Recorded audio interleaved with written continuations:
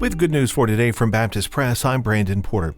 Anxiety is widespread among teenagers. If you lined up 100 teenagers between the ages of 13 and 18, you could expect approximately every third teenager to experience an anxiety disorder at some point in their teen years, experts say, and almost every 10th teenager would experience anxiety that causes severe impairment.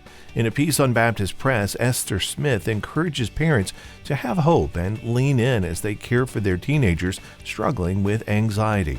Smith encourages parents to consider the questions they're asking. Consider asking questions like, what is anxiety like for you? How is your anxiety triggered? When is the first time you remember feeling anxious? She says parents can often ask the same question in a different way to receive a helpful response and opportunity for conversation. For instance, instead of asking them if they are praying or reading their Bible, consider asking, how does your relationship with God help you when you're feeling anxious?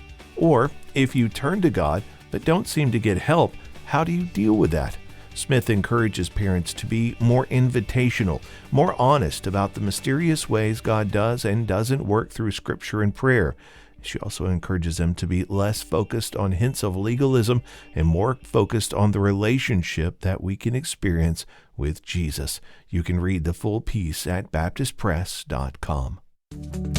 Good News for Today is made possible through our friends at the Voice of the Martyrs, a nonprofit organization that serves persecuted Christians around the world. Founded in 1967 by Richard and Sabina Wurmbrand, VOM is dedicated to inspiring believers to deepen their commitment to Christ and to fulfill His Great Commission, no matter the cost. Find out more and sign up for their free monthly magazine at vom.org/good news.